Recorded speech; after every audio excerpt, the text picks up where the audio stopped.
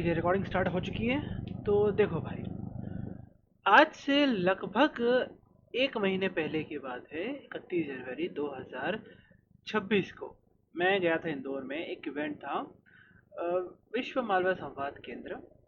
भाई मैं वहाँ पर मैंने 5-6 सवाल लिखे थे, सॉरी 5 सवाल लिखे थे यूएई के बारे में, फ़लस्तीन और इसराइल के बारे में, क्योंकि उस टाइम डिस्कशन चल रहा था कि एक फ़लस्तीन के जो इनवॉइस है वहाँ इंडिया आए हुए थे, एक मिनिस्टर थी। फिर अमेरिका का भी मामला चल रहा था, फिर यूएई से रिलेटेड भी चल रहा था। तो एक ईरान का भी मैंने सवाल लिखा था। 31 जनवरी 2026 की बात कर रहा हूँ मैं। ठीक है। अब उस समय मैंने वो, जब आदि अचिन से मेरा डिस्कशन हो रहा था, तब मैंने उनसे सवाल पूछा था। और मैं चाहता हूँ कि एक बार आप ये देखिए कि मैंने उनसे क्या पूछा था। हेलो सर, मेरा नाम ऋषित है। मेरा थोड़ा एक सीरियस सा क्वेश्चन है। आपने ईरान के बारे में मेंशन तो किया था, पर बहुत छोटा सा मेंशन था। सवाल ये है कि अगर कल को ईरान की रिजीम अगर ख़त्म हो जाती है खोमेनी की, तो क्या उसके ऊपर उससे भारत को कितना इफेक्ट हो सकता है? नुकसान होगा, फ़ायदा होगा? क्योंकि बांग्लादेश में तो इन्होंने जो करना था कर दिया। देखिए, ओवरऑल जब आप किसी भी चीज को देखते हैं 6 महीने के अंदर जियो पॉलिटिक्स में कभी भी आप फाइनल रिजल्ट मत देखिएगा। मॉल्डीव्स के साथ क्या हुआ था? इंडिया आउट, जीता उस पे ही वो। उसके बाद मोदी जी के सामने हाथ जोड़ के खड़ा हुआ। 6-8 महीने लगे सॉफ्टवेयर अपडेट। तो देख लिया होगा तुमने, ठीक है। अब मैं तुम्हें ये वीडियो क्यों दिखा रहा हूँ, तुम सोच रहे होगे कह रहे यार ये इसका क्या लेना देना है। मैं तुम्हें एक चीज़ बताता हूँ। तो जब ये मैंने आदि सर से बात करी, उनको क्या कहते हैं, उनसे इस चीज़ के बारे में पूछा। हालांकि आदि अचिन सर जो है, उन्होंने बस ये बताया था कि अगर कभी रिजीम चेंज होती है तो फिर हम उससे संबंध अच्छे कर लेंगे। लेकिन मेरे पास दोबारा काउंटर करने के लिए नहीं था। मेरा कंसर्न एक्चुअल में ये था कि भाई अगर कोशिश भी की जाती है, अगर ऐसा कुछ होता है, तो फिर हम क्या करेंगे। अभी आदि अजीत सर के चैनल पर चला जाऊँ, ज़्यादातर बाल्कनाइजेशन के बारे में बात चल रही है कि ईरान का बाल्कनाइजेशन कैसे किया जाएगा, कुर्द, बलोच, फिर पर्शियन, फिर और भी कुछ अलग है एथनिसिटीज़, उनके बीच में ये कैसे बंदरबाट होगी। अब यहाँ पर मैं ये मुद्दा क्यों उठा रहा हूँ भाई। माना ईरान से प्रभाव पड़ता है, ये चीज़ें होती है। मैं दो रीजन से ये टॉपिक बीच में ला रहा हूँ। पहला रीज़न तो भैया मेरा पर्सनल अपना रीज़न है कि भैया जब ये डिस्कशन हो रही थी, उसके बाद फिर जब मैं अपने ग्रुप वालों के साथ बैठा था वहीं पर रूम में, जब तक ये डिस्कशन ख़त्म नहीं हुई थी, और मेरे को कहता अरे यार क्यों ईरान के बारे में पूछ रहा है। भाई कम से कम इंडिया के बारे में पूछ, अमेरिका के बारे में पूछ, ईरान से हमारा क्या लेना देना। भाई अगर आपके पास पाकिस्तान पड़ोस में है और ईरान बहुत पास में पड़ता है, और वो एक ऐसी जगह पे बैठा है कि भैया ग्लोबल ट्रेड को इफेक्ट कर सकता है, ऑयल की सप्लाईज को इफेक्ट कर सकता है, you should be careful about him. अब देखो, स्टेट ऑफ हरमुज ब्लॉक कर दिया ईरान ने। उस टाइम तो चलो ठीक है, मैं ज़रा वापस उसी पॉइंट पे आता हूँ। मेरे दोस्तों ने मेरे साथ, उन्होंने मेरे साथ मजाक मस्ती करी। फिर उसके बाद जब मैं नाश्ता करने गया, तो एक लड़का मुझे मिला था जो कम से कम मेरे 5-6 साल मेरे से बड़ा होगा उम्मीद में, उम्र में। वो मेरे से भी यही बात पूछ रहा था, तो ईरान के बारे में क्यों यार, इंडिया के बारे में पूछना था, इसके बारे में पूछना था, ईरान से हमें क्या लेना देना। अब ये चीज़ मैंने उस टाइम मैंने कहा चलो यार थोड़ी देर चुप रहो, वक्त है, मेरी गवाही दे देगा। अब मैं चुपचाप थोड़े टाइम के लिए बैठा रहा। मैंने सोचा यार शायद तक है ना, या तो ये मैं चीज़ें बहुत ज़्यादा आगे की देख रहा हूँ, या फिर जो मैं देख रहा हूँ बस ये एक पॉसिबिलिटी है। और मैंने सोच बस पॉसिबिलिटी के दम पे इसे छोड़ रखा था। मेरे को लगा नहीं था कि यार बवाल इतना आँख पकड़ तूल पकड़ लेगा। तो भाई उस टाइम तो मुझे लगा, फिर 6 तारीख तक आते आते बिल्कुल फील्डिंग सेट कर दी थी, और 28 तारीख तक आते आते khomeini के जो थे उनके घर पर ही बम बरसा दिए गए। फिर उसके बाद अमेरिका जो है ईरान से अब तेल चोरी करने की सोच रहा है। लेकिन ईरान में अब जैसा सरकटा मुर्गा नहीं भागता, ऐसे ही अब IRGC हो रखी है। और मिसाइल्स पे मिसाइल्स पड़ते जा रहे हैं। स्टेट ऑफ हरमूज के ऊपर भी उन्होंने ब्लॉकेज लगा रखा है, गैस की और इन चीज़ों की किल्लत आ रही है। तो एक तो चलो मेरा पर्सनल था कि भैया जो तुम मुझ पे हंस रहे थे, अब बताओ कि क्या कहना है तुम्हारा। क्यों मैं मतलब तुमको मैं चूतिया लग रहा था? मैं बोल रहा हूँ तुमको कि तुमको मैं चूतिया लग रहा था। अब बोलो, क्या लग रहा है? आप मजाक नहीं लग रहा? आप हंसी का रंग उड़ाने का मन नहीं कर रहा भैया? अरे यार, अब बोलो। अरे यार, हाँ।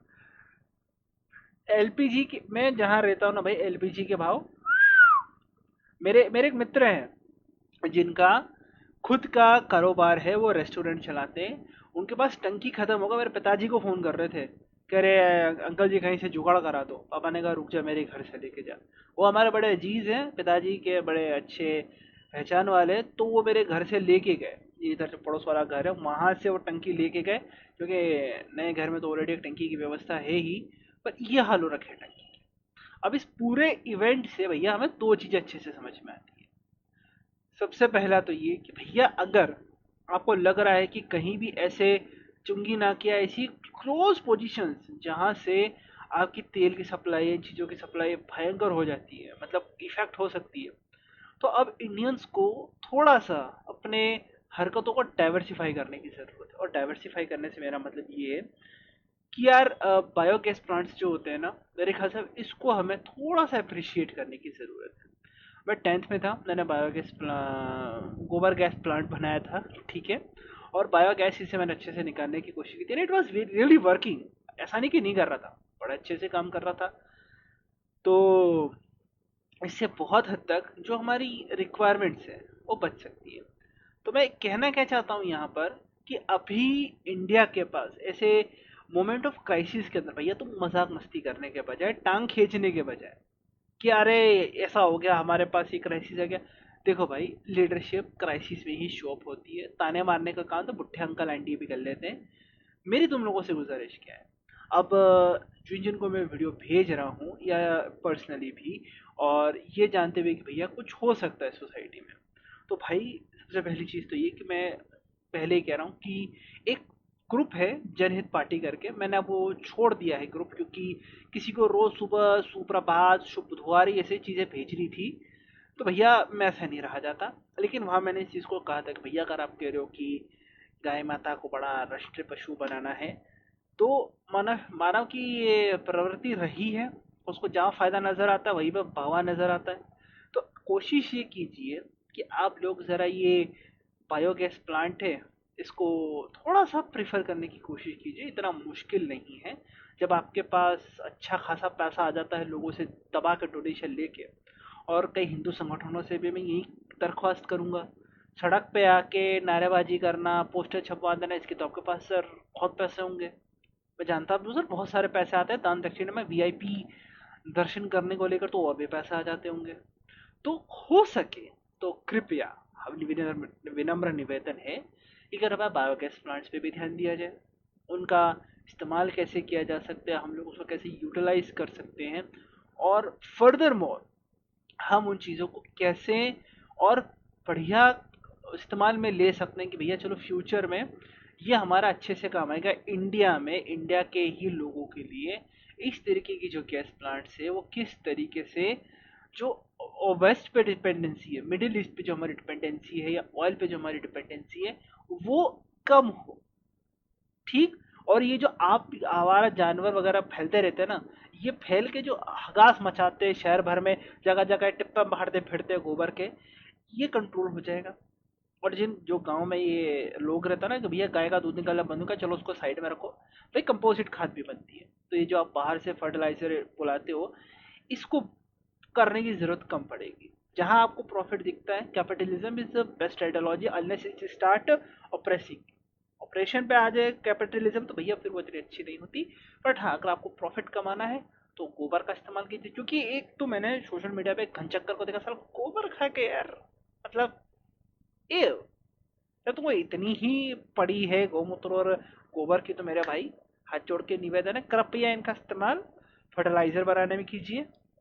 क्योंकि अगर यूरिन के अंदर भी आपको प्रॉपर अमाउंट में यूरिया मिल रहा है, या जैसा आपको चाहिए फर्टिलाइजेशन के लिए, तो यूज़ करो। आपके पास अगर अच्छे एग्रीकल्चर पढ़ने वाले या केमिकल इंजीनियर पढ़े हैं, रखो इनको काम पे, ये आपके लिए अच्छे फर्टिलाइज़र भी बना देंगे, फिर आपके लिए अच्छा सा गैस प्लांट भी तैयार कर देंगे। तो वेस्ट मैनेजमेंट जो आपका है ना, वो अच्छे से होगा।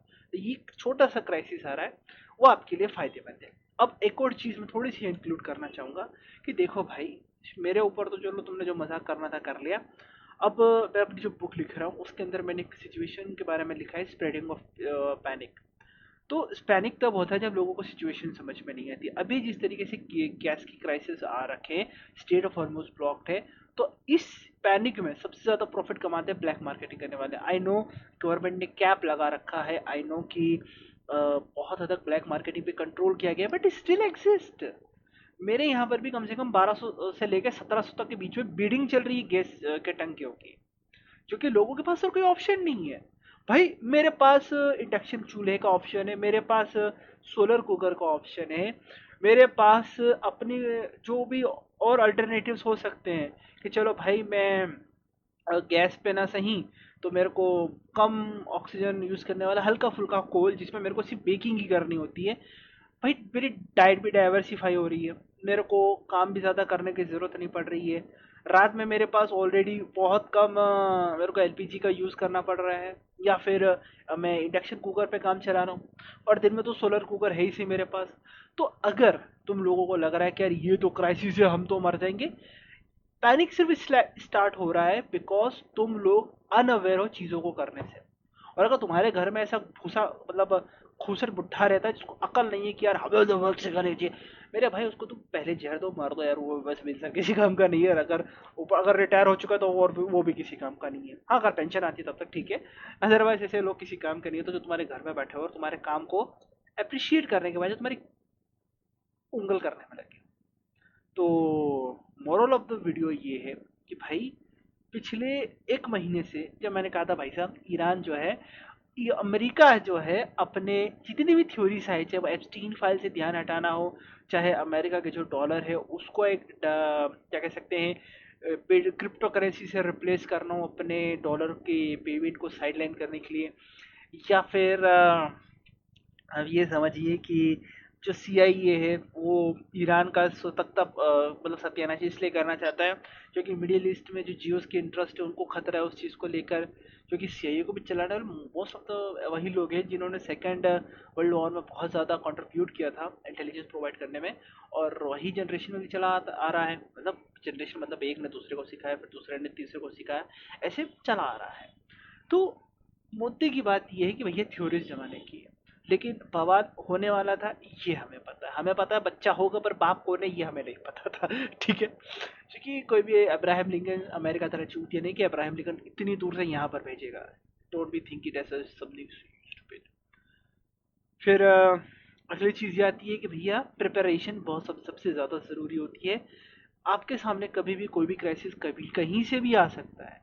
तो इस क्राइसिस से बचने के लिए rather than getting panic, please आप अल्टरनेटिव्स के ऊपर काम करना शुरू कीजिए। सोलर और इलेक्ट्रिक तरीके से कुकिंग के ऊपर ध्यान दीजिए। मोस्ट ऑफ द चांसेस है कि भाई आप लोग कर लेंगे, क्योंकि इंडिया में किसी के पास कुछ हो ना हो एक छत या ऐसी बैल्कनी होती है जहाँ उसको धूप आती हुई दिख जाती है।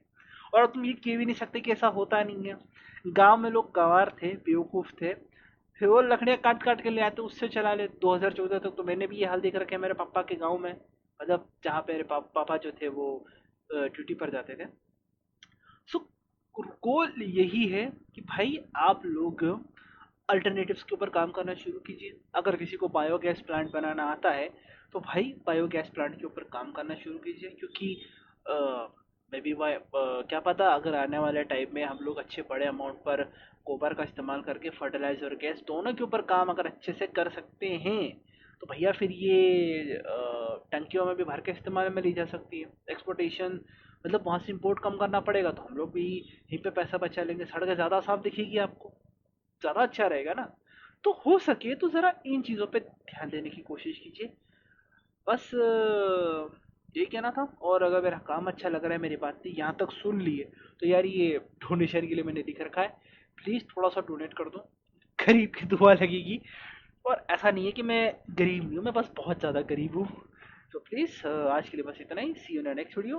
Till then have a great day. और किसी के पास सुझाव है और भी तरीके से खाना बनाने का तो let me know about it.